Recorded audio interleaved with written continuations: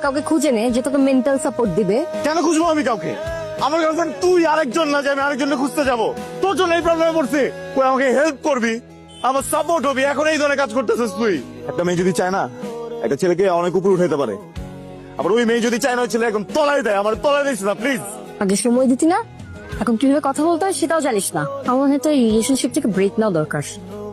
যা, যে বিহেভিয়ার শিখে আয়, তারপরে আয়, বুঝছিস? আমাদের ব্রেক নেওয়া উচিত না, আমাদের ব্রেকআপ করে ফেলা উচিত। তোর আমার এই সম্পর্ক ব্রেকআপ।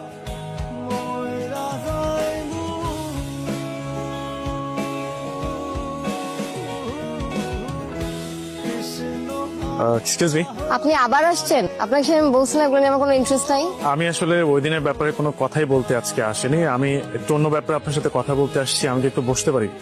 আসলে সব ধরনের সম্পর্ক তো ব্রেকআপ হয়ে যায়, কিন্তু ব্রেকআপ হয় না শুধুমাত্র ফ্রেন্ডশিপটা। আমি চাই আপনার সাথে বন্ধুত্বটা আমার থাকুক। ও, যাতে ফিউচারে যে আপনার লাইন ঘাট ইজি হয়ে যায়। না না, বিষয়টা একদমই তা না। আপনি অনেক ভালো মনের একজন মানুষ, আর আমি চাই এমন ভালো মনের একজন মানুষের সাথে আমার বন্ধুত্বটা থাকুক। আচ্ছা, আমাকে একটু সময় দিন, আমি ভেবে দেখবো। ঠিক আছে, টেক ইউর টাইম। বাট আমি আজকে আপনাকে একটা কথা বলতে চাই। সঞ্জু আপনার বয়ফ্রেন্ড, রাইট? আপনি সঞ্জুকে কিভাবে ছিলেন? কিছুদিন আগে ফেসবুকে আমি একটা পোস্ট দেখি, ওরা রিলেশনশিপ ডেভেলপমেন্টে কাজ করে, মানে কন্ট্রাক্ট রিলেশনশিপে কাজ করে। আমি হয়তো আরো কিছু কথা বললে আপনার বিষয়টা ক্লিয়ার হয়ে যাবে। আমি সঞ্জু, মানে আপনার যিনি বয়ফ্রেন্ড, তাকে আমি আপনার ছবিটা দেখাই। দেখানোর পর আমি ওকে বলি যে আমি এই মেয়েটার সাথে প্রেম করতে চাই, আই লাভ হার, এন্ড আমি এই মেয়েটাকে বিয়ে করতে চাই। আমি জানি সঞ্জু আপনার বয়ফ্রেন্ড, সঞ্জু আমাকে কোনোভাবেই এটা ডিনাই করে না, ও বিষয়টাকে আরো একসেপ্ট করে নেয়। ও বলে যে টাকার বিনিময়ে আমি আসলে এই ধরনের কাজ করে থাকি, সো আমি টাকার জন্য এটা করব। আমি ওকে বলেছি যেহেতু পিঙ্কি আপনার গার্লফ্রেন্ড, আপনি চাইলে অন্য অপশনে যেতে পারেন, আমার কোনো প্রবলেম নেই, আমি তো আপনাকে টাকা দিচ্ছি।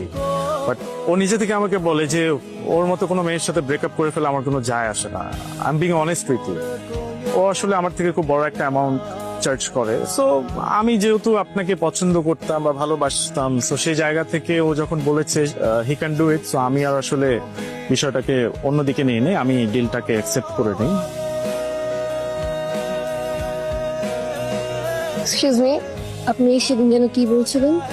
না, আমি আসলে সেদিনের ব্যাপারে কথা বলতে চাচ্ছি না, আমি এটার জন্য সরি ফিল করি। না না না, বলেন না, কি জানি বললেন সেদিন।